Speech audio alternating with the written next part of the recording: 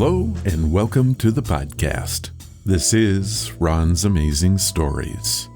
We have stories that should thrill you a little and chill you a little.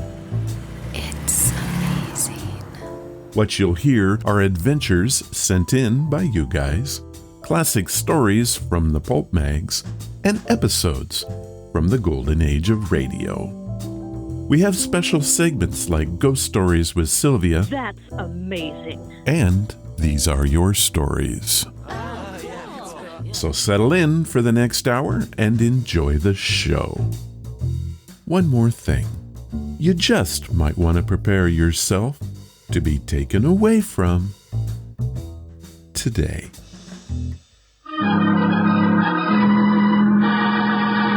Another 5-minute mystery.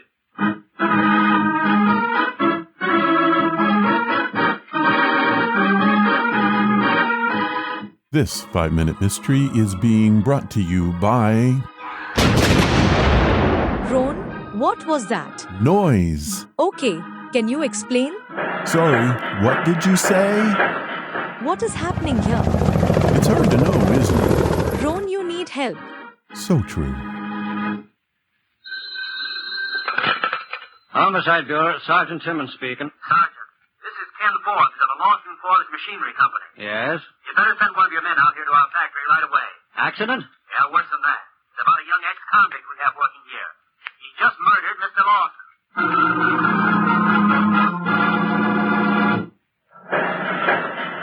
Hello? Are you Mr. Forbes? What? I say, are you the Mr. Forbes that called police? Oh, I'm sorry. Oh, yes, I'm Forbes. It's an extremely rush order I'm working on. I couldn't afford to let it wait. I understand, yes. If you'll just follow me, Inspector. Mr. Lawson's in his office over here, officer.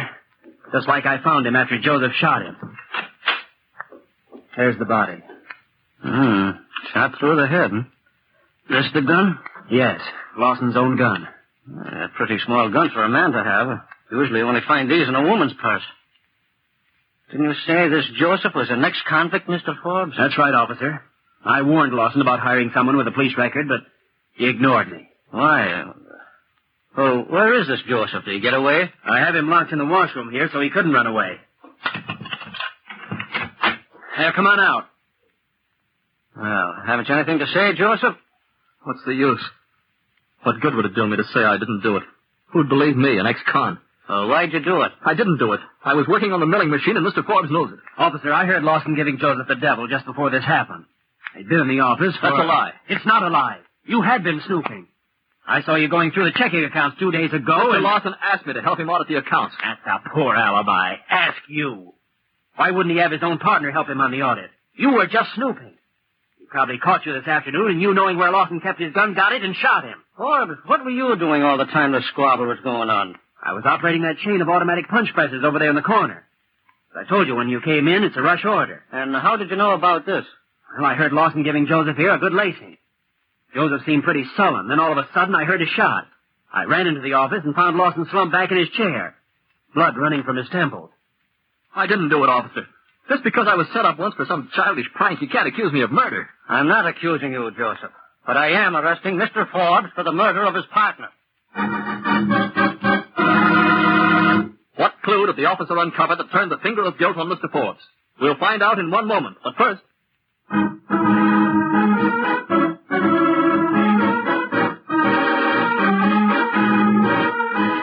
Okay, I am guessing that your noise stunt at the top has something to do with the case. So right, BG. Noise is the clue in this one. Did you know, of all the noises known to man, opera is the most expensive? What does that mean? Just that, one man's noise is another's music. Message, BG? None that I am aware of, other than you would ask for a price check at the Dollar Tree. And there it is. Let's get back to the story. And now, back to the homicide officer and the solution. Forbes, you said you were operating those punch presses when you heard Lawson arguing with Joseph. Then you heard the shot. I did. This gun being so small makes very little noise, yet you say you heard it over there in the corner with all those punch presses going. Forbes, you couldn't have heard a shot because just a few minutes ago, you couldn't hear me for all the noise, and I was shouting right into your ears. No, Forbes, Your ears aren't that good, and neither is your alibi.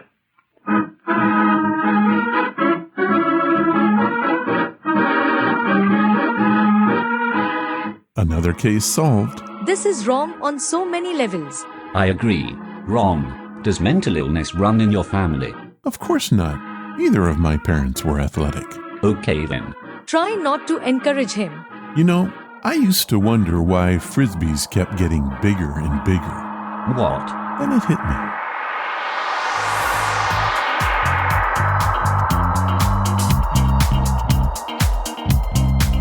What's that you say? Hello, and welcome to the podcast. Today, we have an extended These Are Your Stories. Belinda visits one of Hollywood's most famous hotels. Then, an anonymous listener tells of her encounter with black-eyed kids. Finally, Jessie relates her incredible tale while in drama class. Next up, we have a classic double feature in store for you.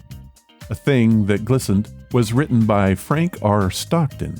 It's from 1891, but really doesn't sound like it. We'll end the show with a tongue-in-cheek story from 1950 called Navy Day, written by one of my favorite authors, Harry Harrison. Now, we're going to get all this going after this brief message from Audible.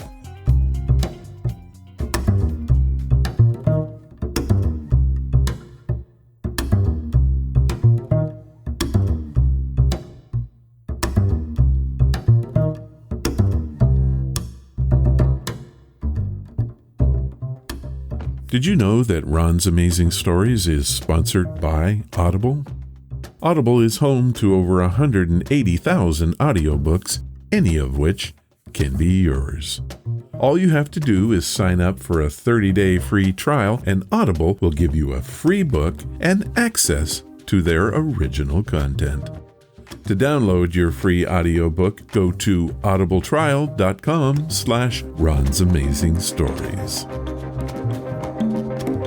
Thank you, Audible. And now, it's time for your stories. These are your stories, sent by you, for you.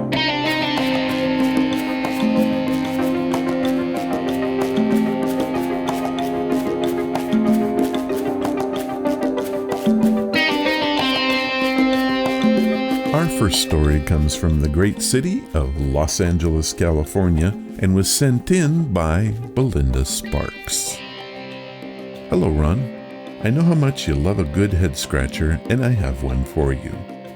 My boyfriend Mateo and I had a real experience one night while we were staying at the Hollywood Roosevelt. It's one of the more famous places in the city, and it had always been a dream of mine to stay there. My guy gave me one night for my birthday. We stayed in one of their cabana suites close to the famous Marilyn Monroe suite. We had a wonderful evening and could not believe just how luxurious everything was. I knew that it had to be expensive, but I didn't care. It was something that I will never forget. Eventually, we got tired and decided to call it a night. I was sleeping in the amazing bed, and my boyfriend was on the couch. I was awoken by the sound of a trumpet. It was very strange, so I called out to Mateo and asked if he'd heard it. But he was dead to the world. I got up and walked around the room. Nothing. The Bose stereo was turned off, and the huge TV was silent. I shook Mateo awake and told him what had happened. He said it was probably just a guest and not to worry about it. I went back to bed and was just about asleep when I heard it again. This time Mateo was awake and he heard it too. We searched around the room, outside hall, and the cabana balcony and could not find the source. We were about to give up when it played one last time. This time it had a sad jazz sound to it. I called down to the main desk to ask about it. They said it probably just came up from the jazz club down the street. We doubted that because we were pretty high up from street level. Some might have been scared by what we heard, but to me, that just made the whole experience that much more enjoyable. Belinda Sparks, Los Angeles, California. What a great story, but would you like to hear the rest of the story? I did some research on the Hollywood Roosevelt. Not only was it the home to Marilyn Monroe, where legend has it her ghost still haunts her old stomping grounds. There's a famous mirror in the lobby where people take pictures and claim that they can see Marilyn's reflection. But that's not all. On the 9th floor, you can hear late actor Montgomery Clift, who lived in Suite 928 for 3 months while filming From Here to Eternity, practicing on his trumpet. Guests have asked the hotel staff to tell the person in the next room to stop playing in the middle of the night. However, the room was actually vacant at the time. Creepy? Yeah, I would say that is. Thank you for your story, Belinda.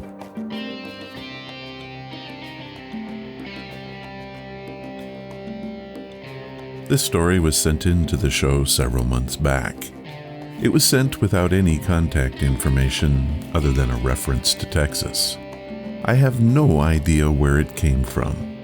I ran it through my plagiarism checker and found that it had been posted no less than 7 times on the internet with a 72% accuracy rate.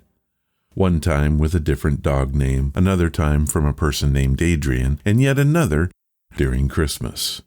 My guess is that this story is a complete work of fiction, or perhaps folklore. Hey, maybe it's even true. The story was written poorly, so I revised it, and I read it to you now. I do not offer any proof that it is real, but it is a pretty good story, and it goes like this.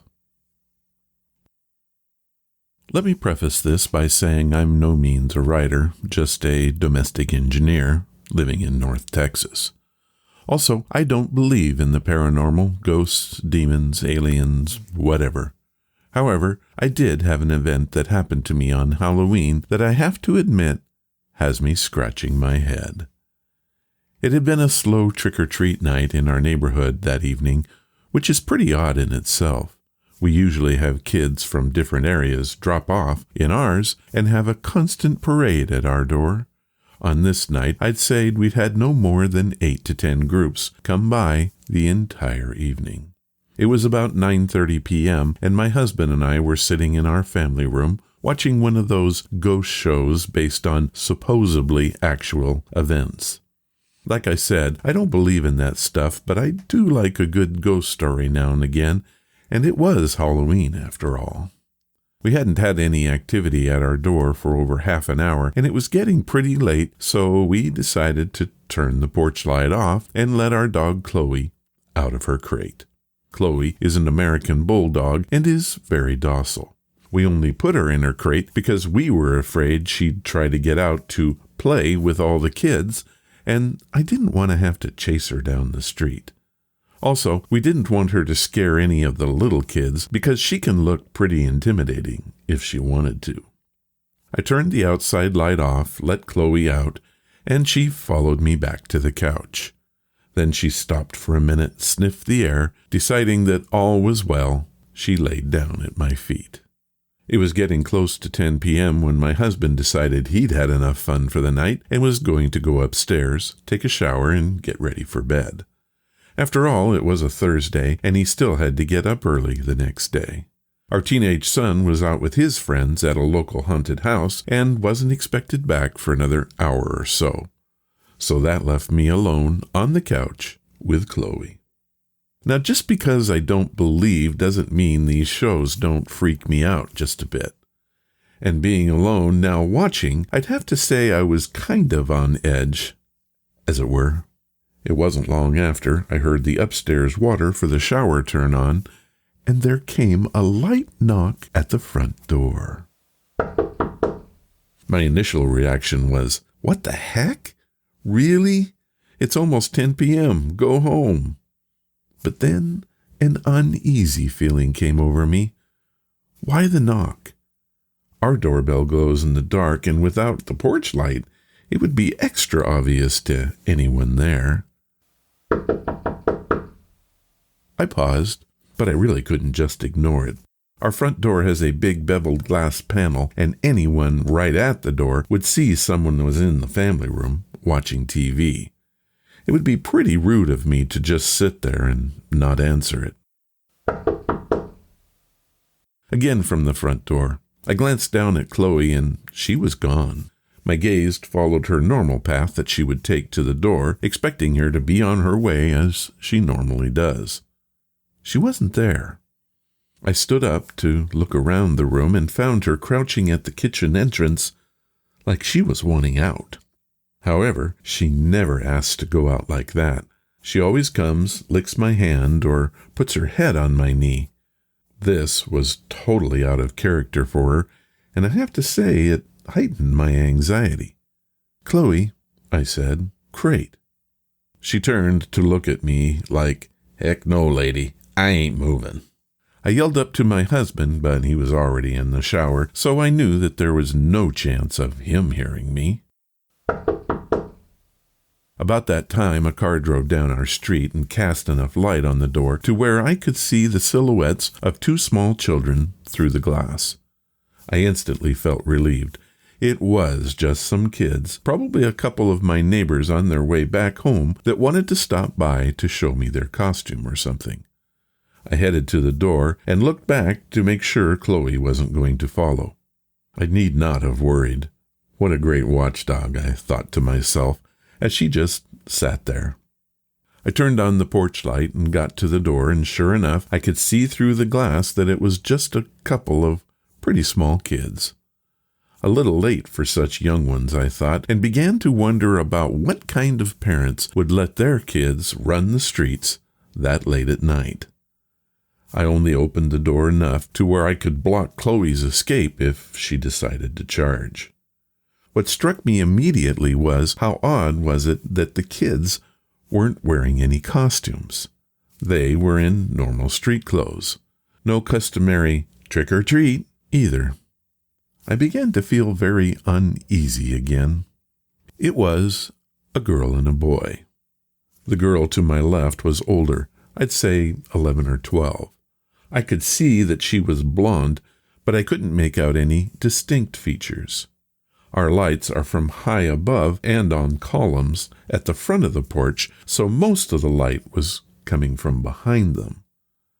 I had not opened the door wide enough for any of the light from inside to hit them directly. The boy was younger and about a foot shorter. I'd say he was 8 or 9 and looked like he had light brown hair. The girl very politely spoke up. "Ma'am, can we please come inside and use your phone to call our mom?" As she spoke, I had a feeling in the pit of my stomach that was telling me something was wrong. What kid, even at that age, doesn't have a cell phone on them these days? I couldn't remember the last time anyone had asked to use my home phone. Hun, don't you have a phone of your own that you can call your mom on?" I asked. This is when things got real weird. Both kids turned to look at each other like they were going to say something to one another, but neither of them spoke. They both looked back at me, and the girl said, "Ma'am, my cell phone battery doesn't have any charge left in it. Can we please come inside and call our mother? We're alone, and my brother is so scared." I have to admit there were two competing feelings inside of me. The first was that of a mother's heart, and I wanted to help these two children get to their mom. The other, a sinking fear in my gut that was keeping my feelings at bay. It was then that I noticed, during the short conversation, that I had already opened the door a few extra inches, of which I was completely unaware of doing. I stopped. "Honey, why don't you give me your mother's number and I can call her myself?" Another pause, and they looked at each other again. After a short moment, they turned back to me, and the girl said, Ma'am, my little brother has to use your bathroom. Can we please come in while you call our mom? And with that last statement, the little girl moved closer to the door like she was just going to walk on right by me. As she did, she stepped into the light coming from inside of the house, and I got my first real good look at her. Solid, jet black eyes. And that's all I could see. The motherly instinct was gone and replaced by terror that I don't think I've ever felt in my life. I could feel every hair on my arms and the back of my neck standing at attention. I closed the door to where just my face was able to stick out. The little girl stopped and again pleaded, Please, ma'am, we're really scared alone out here, and we have to come inside. Please help us.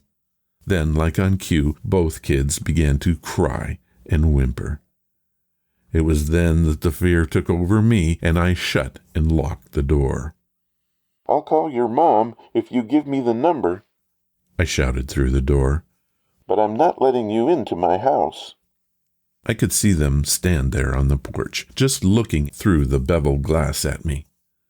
Part of me wanted to run upstairs to my husband, but the bigger part didn't want to lose track of where they were. That would have freaked me out even more to not know where they were. After what seemed like forever, but was probably just a few seconds, I decided to call my neighbor that lives across the street. I made my way to the couch to grab my phone, and I glanced back at the door, and I saw a shadow figure standing there. It looked like dark smoke, and then quickly faded.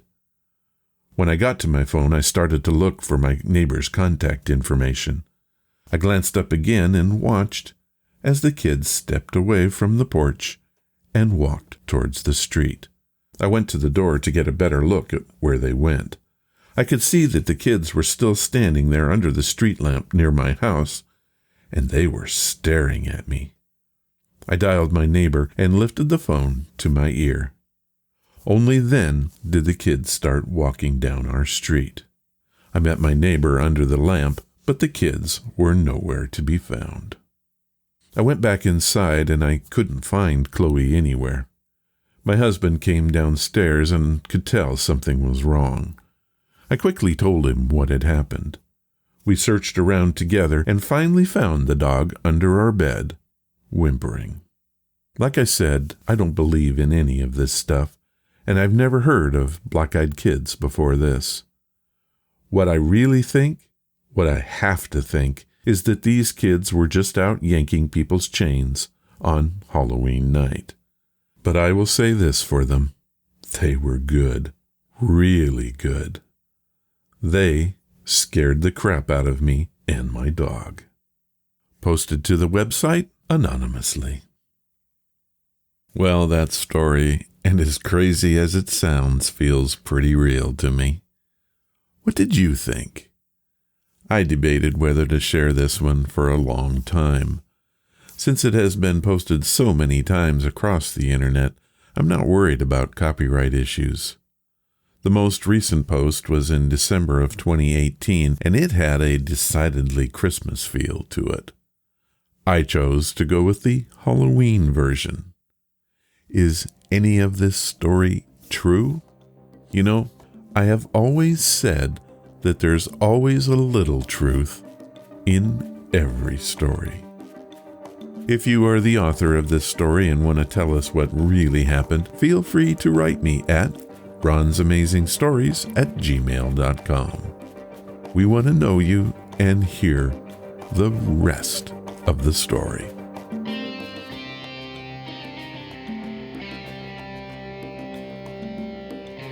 Our last story comes from Jessica Edwards, who writes to us from New York. Hello, Ron. Thank you for your podcast. I love it. I heard you ask for stories, any stories, so here is mine. It isn't scary, a head-scratcher, or even very long, but it is true. I call it drama in the drama class. One time my drama class teacher had gone home sick, so we were put into a classroom with a movie to entertain us for the period. During the movie, an alarm went off. None of us were sure if it was the fire alarm or the lockdown alarm, So we headed out into the hall to check, and there was no one out there, so we headed back in and climbed under our desk as per lockdown procedure. Cut to an hour or so later when a teacher burst in and nearly dies of relief. You see, the school was actually on fire, and we were the only students not accounted for, and half the faculty and fire department had been searching for us for ages. Literally, the whole school had filled with smoke, while we kept super safe under our wooden desks. Jessica Edwards, New York. Well, Jessica, I'm very glad that you were safe and sound. Perhaps your school should think about making changes to the alarms to make sure everyone can tell the difference. Thank you for your amazing story.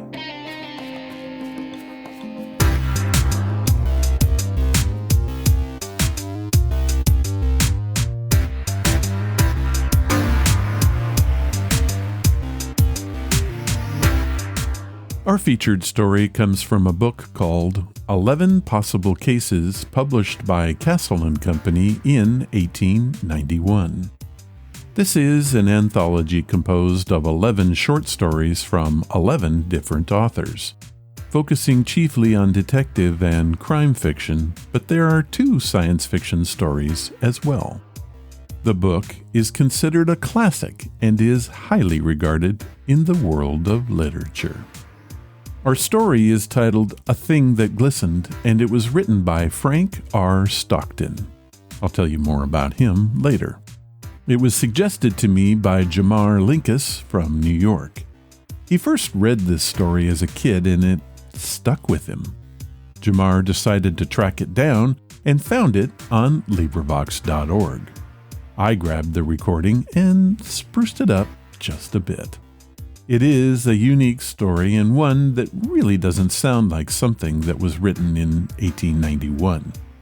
It is titled A Thing That Glistened, and it is read for us by Mike Manolakes. In the fall of 1888, the steamship Sunda from Southampton was running along the southern coast of Long Island, not many hours from port, when she was passed by one of the great British liners, outward bound. The tide was high, and the course of both vessels was nearer the coast than is usual, that of the Sunda being inside of the other. As the 2 steamers passed each other, there was a great waving of hats and handkerchiefs. Suddenly there was a scream from the Sunda. It came from Signora Rochita, the prima donna of an opera troupe, which was coming to America in that ship. "I have lost my bracelet!" she cried in Italian, and then turning to the passengers, she repeated the cry in very good English. The situation was instantly comprehended by everyone. It was late in the afternoon. The captain had given a grand dinner to the passengers, at which the prima donna had appeared in all her glories of ornamentation, and the greatest of these glories, a magnificent diamond bracelet, was gone from the arm with which she had been enthusiastically waving her lace handkerchief. The second officer, who was standing near, dashed into the captain's office and quickly reappeared with chart and instruments, and made rapid calculation of the position of the vessel at the time of the accident, making an allowance for the few minutes that had passed since the first cry of the Signora. After consultation with the captain and recalculations of the distance from land and some other points, he announced to the weeping Signora that her bracelet lay under a little black spot he had made on the chart, and that if she chose to send a diver for it, she might get it, for the depth of water at that place was not great. By profession, I am a diver, and the next day I was engaged to search for the diamond bracelet of Signora Rochita. I had a copy of the chart, and having hired a small schooner with several men who had been my assistants before, and taking with me all the necessary accoutrements and appliances, I set out for the spot indicated, and by afternoon we were anchored, we believed, at or very near it. I lost no time in descending. I wore, of course, the usual diver's suit, but I took with me no tools nor any of the implements used by divers when examining wrecks, but carried in my right hand a brilliant electric lamp connected with a powerful battery on the schooner. I held this by an insulated handle, in which there were 2 little knobs by which I could light or extinguish it. The bottom was hard and smooth, and lighting my lamp, I began to look about me.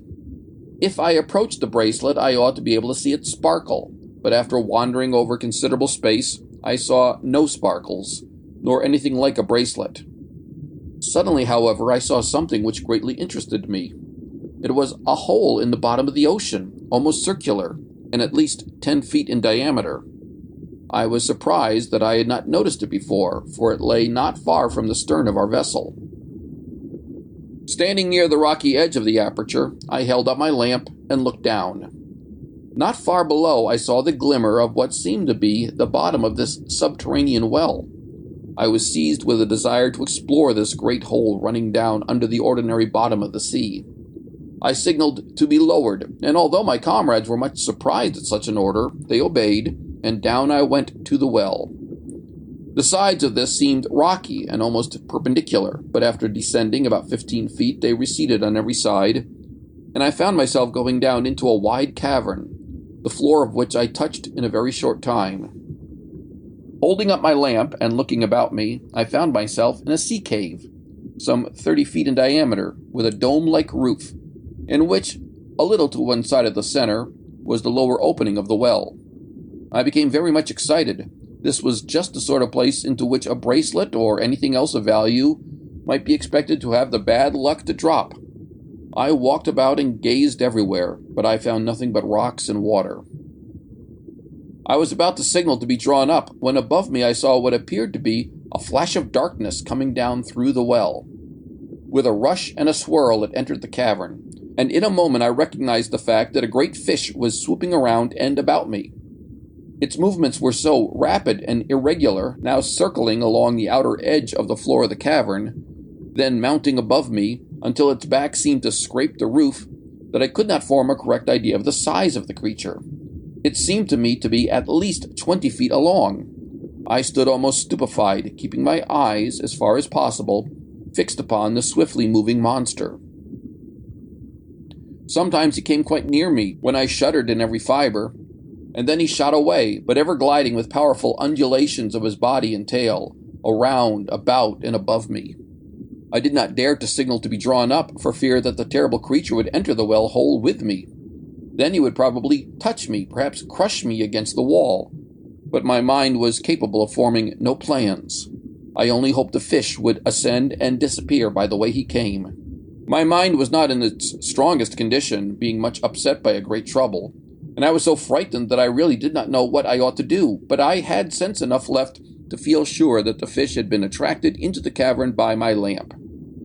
Obviously, the right thing to do was to extinguish it, but the very thought of this nearly drove me into a frenzy. I could not endure to be left alone with the shark in darkness and water. It was an insane idea, but I felt that, whatever happened, I must keep my eyes upon him.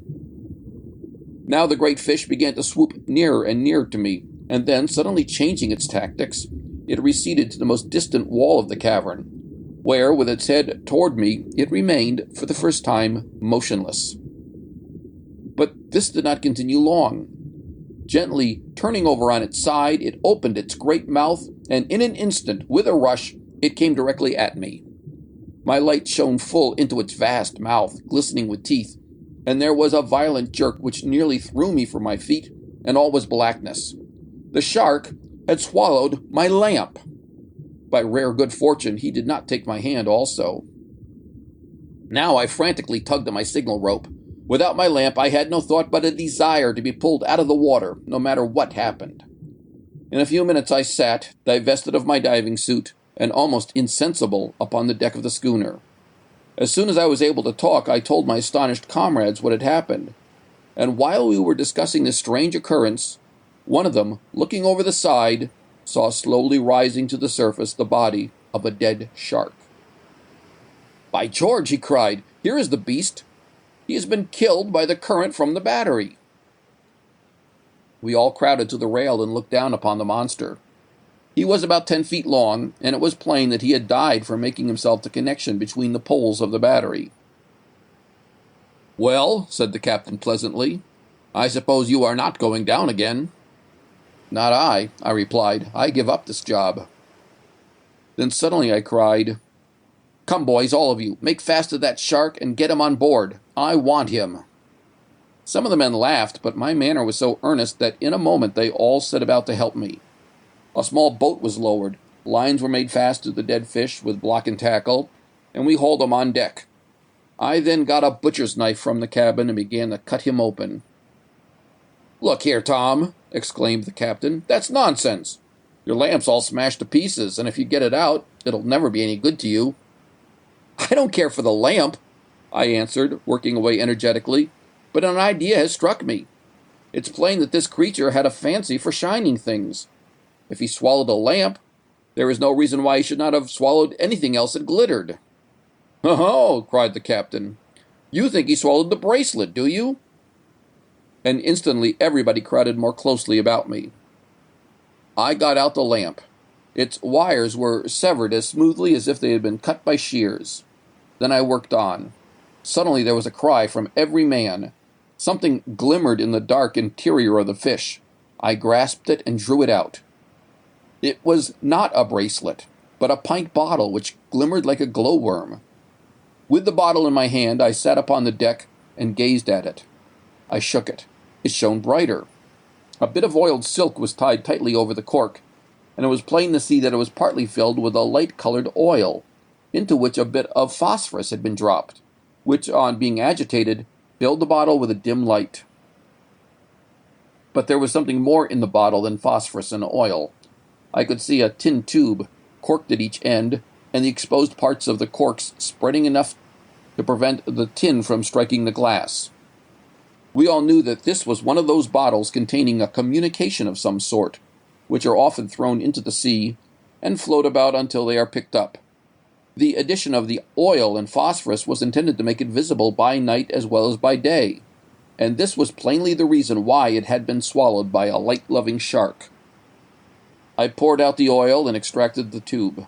Wiping it carefully, I drew out the corks, and then from the little tin cylinder I pulled a half sheet of notepaper, rolled up tightly. I unrolled it and read these words: "Before I jump overboard, I want to let people know that I killed John Polhemus, so I have fixed up this bottle. I hope it may be picked up in time to keep Jim Barker from being hung. I did think of leaving it on the steamer, but I might change my mind about jumping overboard, and I guess this is the best way. The clothes I wore and the hatchet I did it with are under the woodshed, back of Polhemus's house. Henry Ramsay." I sprang to my feet with a yell. Jim Barker was my brother, now lying in prison under sentence of death for the murder of Polhemus. All the circumstantial evidence, and there was no other, had been against him. The note was dated 8 months back. Oh, cruel fool of a murderer. The shark was thrown overboard, and we made best speed to port, and before the end of the afternoon I had put Ramsay's note into the hands of the lawyer who had charge of my brother's case. Fortunately, he was able to identify the handwriting and signature of Ramsay, a man who had been suspected of the crime, but against whom no evidence could be found. The lawyer was almost as excited as I was by the contents of this note, and early the next morning we started together for the house of the Polhemus family. There, under the woodshed, we found carefully buried a blood-stained shirt and vest and the hatchet. My impulse was to fly to my brother, but this my lawyer forbade. He would take charge of the affair, and no false hopes must be excited, but he confidently assured me that my brother was as good as free. Returning to the city, I thought I might as well make my report to Signora Rochita. The lady was at home and saw me. She showed the most intense interest in what I told her, and insisted upon every detail of my experiences. As I spoke of the shark and the subterranean cave, she nearly fainted from excitement, and her maid had to bring her smelling salts. When I had finished, she looked at me steadily for a moment and then said, "I have something to tell you, but I hardly know how to say it.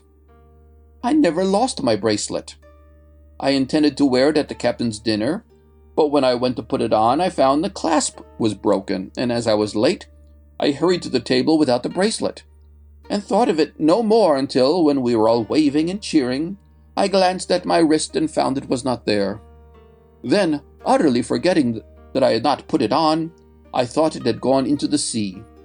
It was only this morning that, opening what I supposed was the empty box. I saw it. Here it is. I never saw such gorgeous jewels. Madam, said I am glad you thought you lost it, for I have gained something better than all these. You are a good man, said she, and then she paid me liberally for my services. When this business had been finished, she asked, Are you married? I answered that I was not. Is there anyone you intend to marry? Yes, said I. What is her name? She asked. Sarah Jane McElroy. Wait a minute, said she, and she retired into another room. Presently she returned and handed me a little box. Give this to your lady love, said she. When she looks at it, she will never forget that you are a brave man. When Sarah Jane opened the box, there was a little pin with a diamond head, and she gave a scream of delight. But I saw no reason for jumping or crying out, for after having seen the signora's bracelet, this stone seemed like a pea in a bushel of potatoes. I don't need anything, she said, to remind me that you are a brave man. I am going to buy furniture with it. I laughed and remarked that every little helps. When I sit, with my wife by my side, before the fire in our comfortable home, and consider that the parlor carpet and the furniture and the pictures, and the hall and stair carpet, and all the dining room furniture, with the china and the glass and the linen and all the kitchen utensils, and 2 bedroom suits on the 2nd story, both hardwood, and all the furniture and fittings of a very pleasant room for a single man, the 3rd story front, were bought with the pin that the signora gave to Sarah Jane. I am filled with profound respect for things that glitter.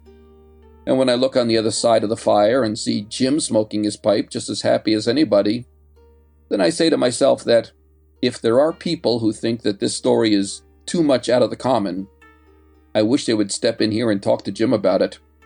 There is a fire in his eyes when he tells you how glad he is that it was the shark instead of him. That is very convincing. Interesting story, I thought. The idea of diving to recover a bracelet surprised me just a bit. I wouldn't have thought that a thing in 1891. I did a bit of research, and it turns out that the Greeks were the first to dive for treasure in the 16th and 17th century using diving bells. Amazing. The author of our story today was Frank R. Stockton. He was an American writer and humorist, best known for a series of innovative children's fairy tales that were widely popular during the 19th century. He was born in Philadelphia in 1834 and was the son of a prominent Methodist minister who discouraged him from a writing career. After marrying, he and his wife moved to Burlington, New Jersey, where he produced some of his first literary work. For years, he supported himself as a wood engraver until his father's death in 1860. In 1867, he moved back to Philadelphia to write for a newspaper founded by his brother. His first fairy tale, Ting-a-Ling, was published that year in the Riverside magazine. He was also an editor for the Hearth and Home magazine in the early 1870s. He passed away in 1902 and is buried at the Woodlands in Philadelphia. One of his noteworthy quotes is, "Had my share of critics, and I washed my hands of the whole lot." He was an interesting fellow.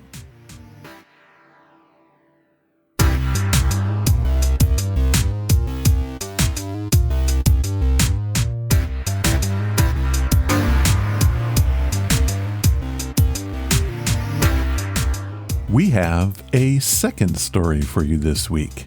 It comes from the pulp mag If, Worlds of Science Fiction, January issue, 1954. Science fiction is a genre of imaginative works that take place in this world or that of the author's creation, where anything is possible. The only rules are those set forth by the author. Our story was written by one of my favorites, Harry Harrison. I had the opportunity to sit down with him while attending a book signing in 2001. He was an incredibly nice fellow and answered all of my questions. In case you didn't know, he created the critically acclaimed series of books about the stainless steel rat. Harry Max Harrison also wrote the novel Make Room, Make Room in 1966. It was the basis for the motion picture Soylent Green in 1973 and the 2007 film starring Will Smith called Legend. In all, he wrote over 60 books. Truly, he was one of a kind. Harrison also wrote many short stories, over 100 in fact. The Stainless Steel Rat began as one, and that is what we have today. Not the rat, but a short story about the Navy. In addition to being a novelist, he loved his satire. And our story is all that. The rivalry between the Navy and Army is well documented. But what if the Army called for the abolishment of the Navy? Let's find out what that would be like in the Harry Harrison story titled Navy Day. It is read for us by Edmund Bluxom from LibriVox.org. General Wingrove looked at the rows of faces without seeing them. His vision went beyond the Congress of the United States, past the balmy June day, to another day that was coming, a day when the Army would have its destined place of authority.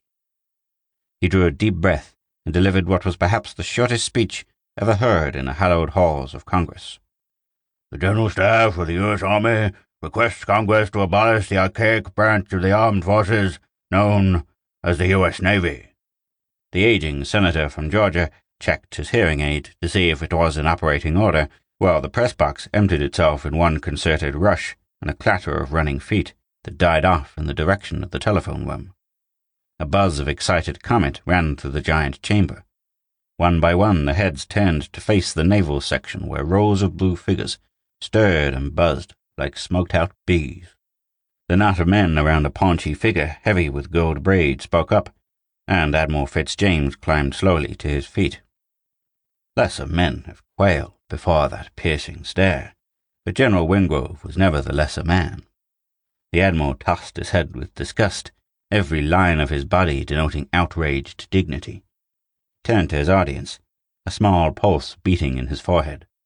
I cannot comprehend the General's attitude, nor can I understand why he has attacked the Navy in this unwarranted fashion. The Navy has existed and will always exist as the first barrier of American defense. I ask you, gentlemen, to ignore this request as you would ignore the statements of any person, slightly demented. I should like to offer a recommendation that the General's sanity be investigated and an inquiry be made as to the mental health of anyone else connected with this preposterous proposal. The General smiled calmly.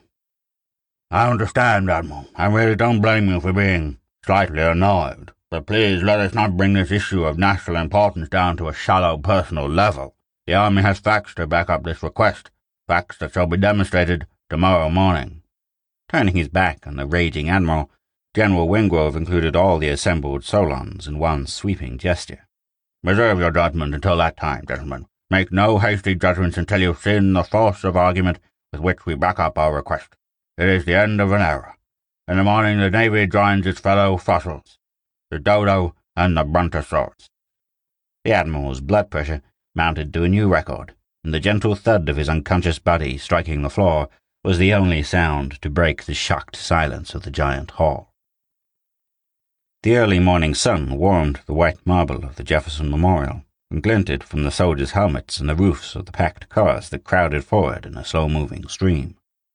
All the gentlemen of Congress were there, the passage of their cars cleared by the screaming sirens of motorcycle policemen.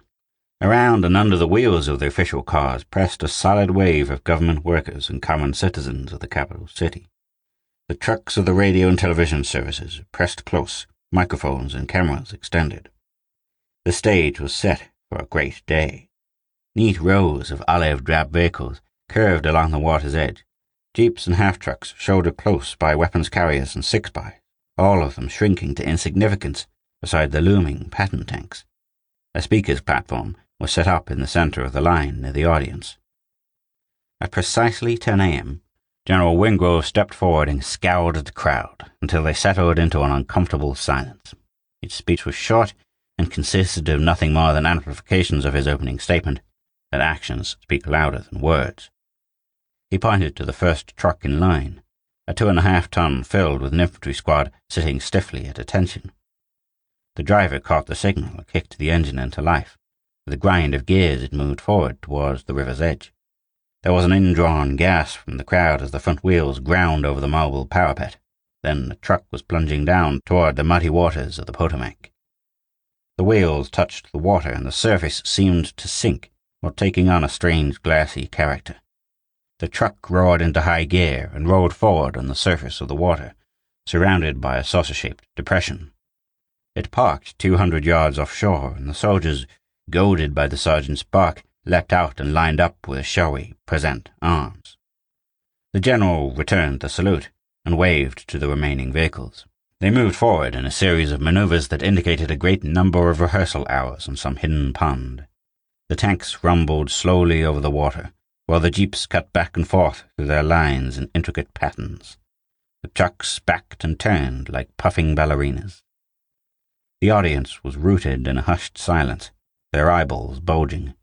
They continued to watch the amazing display as General Wingrove spoke again. "You see before you a typical example of Army ingenuity, developed in Army laboratories.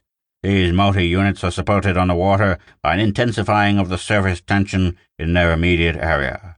Their weight is evenly distributed over the surface, causing the shallow depressions you see around them. This remarkable feat has been accomplished by the use of the Dorner fire, a remarkable invention that is named after that brilliant scientist, Colonel Robert A. Dorn, commander of the Brook Point Experimental Laboratory.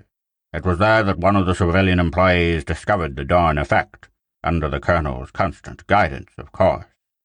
Utilizing this invention, the Army now becomes master of the sea as well as the land. Army convoys of trucks and tanks can blanket the world. The surface of the water is our highway, our motor park, our battleground, the airfield and runway for our planes." Mechanics were pushing a shooting star onto the water. They stepped clear as flame gushed from the tailpipe. With a familiar whooshing rumble it sped down the Potomac and hurled itself into the air. "When this cheap and simple method of crossing oceans is adopted, it will of course mean the end of that fantastic medieval anachronism, the Navy. No need for billion-dollar aircraft carriers, battleships, dry docks, and all the other cumbersome junk that keeps those boats and things afloat. Gives the taxpayer back his hard-earned dollar." Teeth grated in the naval section as carriers and battleships were called boats, and the rest of America's sea might lumped under the casual heading of things. Lips were curled at the transparent appeal to the taxpayer's pocketbook. But with leaden hearts, they knew that all this justified wrath and contempt would avail them nothing. This was Army Day with a vengeance, and the doom of the Navy seemed inescapable. The Army had made elaborate plans for what they called Operation Sinker. Even as the general spoke, the publicity mills ground into high gear. From coast to coast, the citizens absorbed the news with their morning nourishment. "Agnes, you hear what the radio said? The Army's going to give a trip around the world in a B-36 as first prize in this limerick contest. All you have to do is fill in the last line and mail one copy to the Pentagon and the other to the Navy." The naval mailroom had standing orders to burn all the limericks when they came in, but some of the newer men seemed to think the entire thing was a big joke. Commander Bullman found one in the mess hall. "The Army will always be there, on the land, on the sea, in the air. So why should the Navy take all of the gravy?" To which a seagoing scribe had added, "And not give us ensigns our share." The newspapers were filled daily with photographs of mighty B-36s landing on Lake Erie, and grinning soldiers making mock beachhead attacks on Coney Island. Each man wore a buzzing black box at his waist, and walked on the bosom of the now quiet Atlantic like a biblical prophet. Radio and television also carried the thousands of news releases that poured in an unending flow from the Pentagon building. Cards, letters, telegrams, and packages descended on Washington in an overwhelming torrent. The Navy Department was the unhappy recipient of deprecatory letters and a vast quantity of little cardboard battleships. The people spoke, and their representatives listened closely. This was an election year. There didn't seem to be much doubt as to the decision, particularly when the reduction in the budget was considered. It took Congress only 2 months to make up its collective mind. The people were all pro-Army. The novelty of the idea had fired their imaginations. They were about to take the final vote in the lower house. If the amendment passed, it would go to the states for ratification, and their votes were certain to follow that of Congress. The Navy had fought a last-ditch battle to no avail. The balloting was going to be pretty much of a sure thing. The wet-water Navy would soon become ancient history. For some reason, the admirals didn't look as unhappy as they should. The Naval Department had requested one last opportunity to address the Congress. Congress had patronizingly granted permission, for even the doomed man is allowed one last speech. Admiral Fitzjames, who had recovered from his choleric attack, with the appointed speaker. Gentlemen of the Congress of the United States, we in the Navy have a fighting tradition. We dam the torpedoes and sail straight ahead into the enemy's fire, if that was necessary. We have been stabbed in the back. We have suffered a second Pearl Harbor sneak attack. The Army relinquished its rights to fair treatment with this attack. Therefore, we are counter-attacking. Worn out by his attacking and mixed metaphors, the Admiral mopped his brow. Our laboratories have been working night and day on the perfection of a device we hoped we would never be forced to use. It is now in operation, having passed the final trials a few days ago. The significance of this device cannot be underestimated. We are so positive of its importance that we are demanding that the Army be abolished. He waved his hand toward the window and bellowed one word. Look! Everyone looked. They blinked and looked again. They rubbed their eyes and kept looking. Sailing majestically up the middle of Constitution Avenue was the battleship Missouri. The Admiral's voice rang through the room like a trumpet of victory. Mark 1D binder, as you see, temporarily lessens the binding energies that hold molecules of solid matter together. Solids become liquids, and a ship equipped with this device can sail anywhere in the world, on sea or land. Take your vote, gentlemen. The world awaits your decision. What a great story, and one that I'm sure either the Navy or Army would take exception to. Their battle is one for the ages. For more than a century they've been at it, the Black Knights against the midshipmen, Army versus Navy, the greatest rivalry in sports. So, does that add a new dimension to this story? I should think so. I hope that you enjoyed this one as much as I did.